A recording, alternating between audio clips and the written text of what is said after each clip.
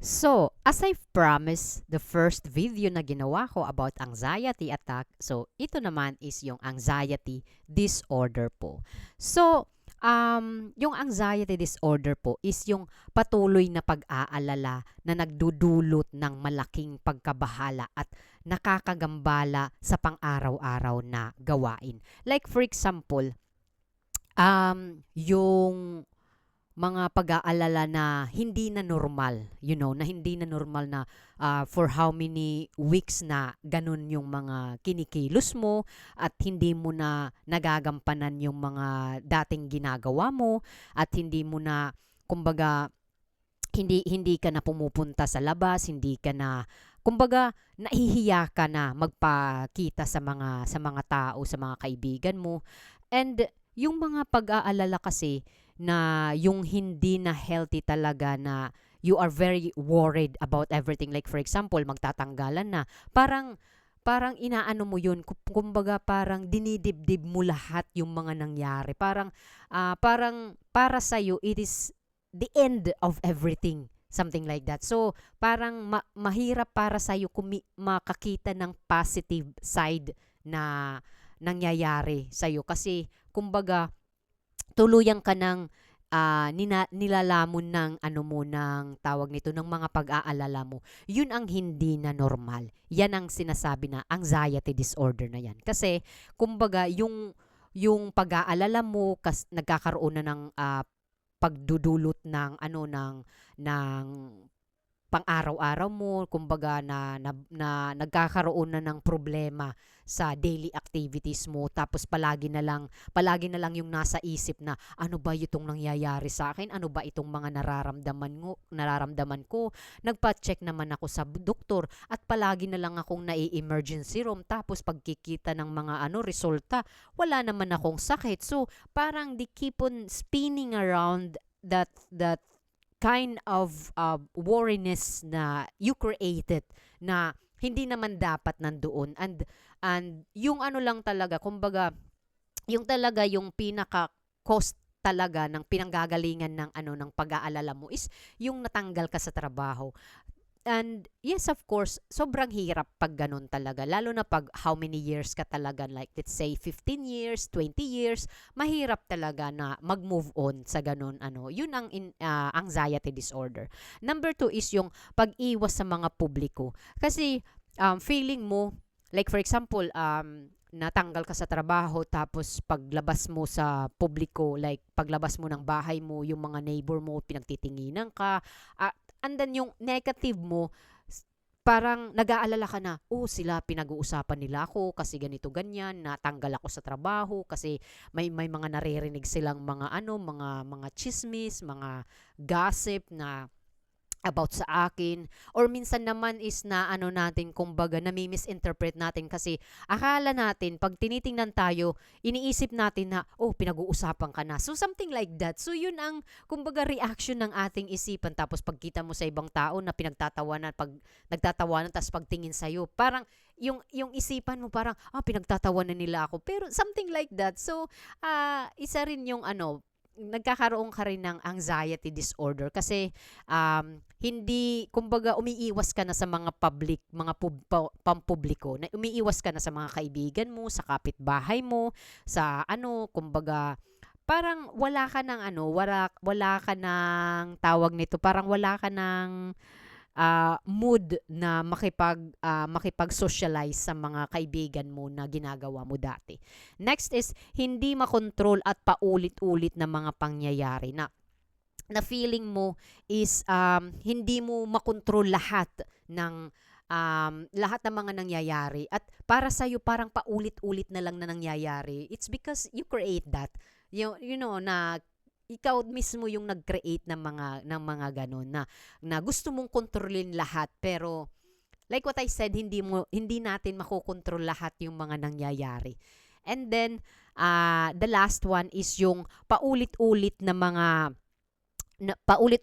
panaginip na nagbabalik tanaw, yung sa mga pangyayari sa ating buhay, and then yung emotional na pamamanhid. Like yung bang manhid ka na sa mga nangyayari sa yung sa yung emotion. So yun, anxiety disorder na yun.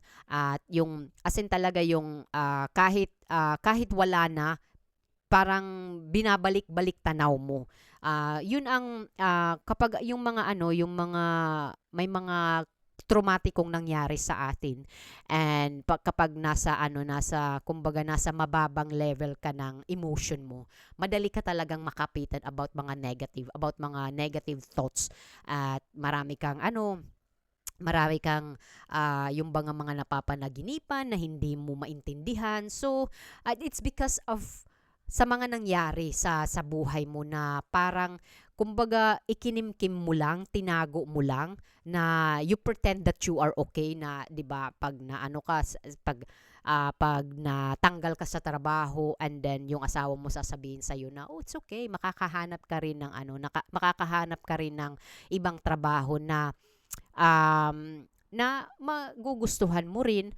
And of course, 20 years, I know it's not easy kung 20 years kang nagtrabaho, but if of course kung hanggang doon lang talaga yung kumbaga sinasabing tadhana mo sa trabaho mo, you have to let go with it, and you only have to keep those memories na for 20 years na nangyari sa iyo. Hindi naman for 20 years mga masasama yung nangyari sa iyo, right? May mga magaganda naman, 'di ba? May mga biyaya naman na dumating sa iyo. So you have to let go with that, and you have to start it, of course, as long as bata ka pa, at you still capable to work, at hindi ka mahirap na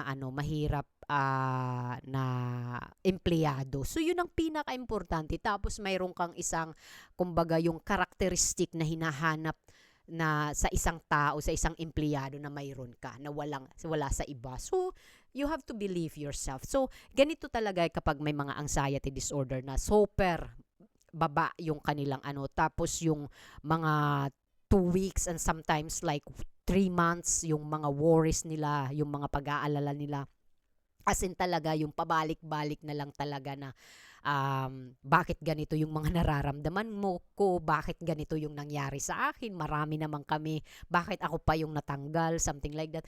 It doesn't mean na natanggal ka, masama ka na. No, it doesn't mean that is a blessing, kasi may mas karapat dapat para sa iyo na trabaho na naghihintay, na it's in the right time, so something like that. So but sa mga may mga anxiety, sobrang hirap talaga natanggapin yung mga ganito, at especially yung mga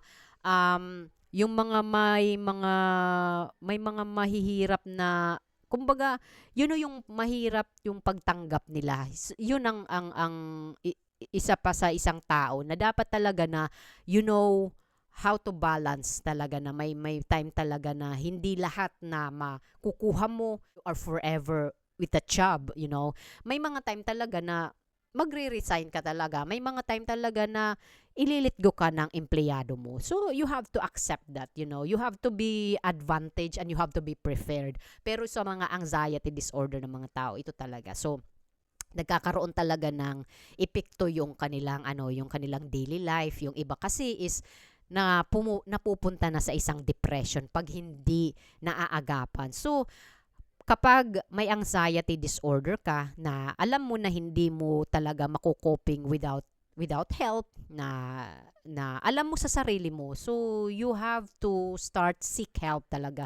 If ever man na pumunta ka na sa doktor at tiningnan lahat that you are okay, kasi may mga kapag may anxiety disorder ka, may mga physical symptoms ka na nararamdaman, like palpitation, like pamamanhid ng batok, pamamanhid ng balikat, pananakit ng buong kalamnan.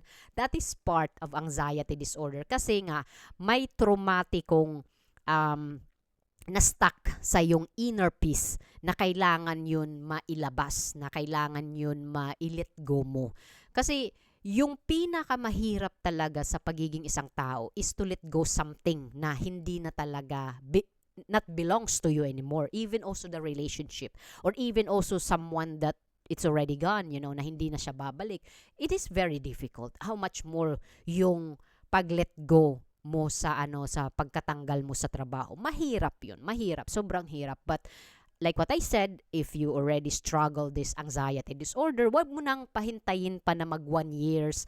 Wag mo nang pahintayin na mag-ano ka, na tawag nito, na maapektuhan na ito sa daily life mo, na yung pagiging joyful mo, pagiging ano mo, pagiging positibo mong tao, pagiging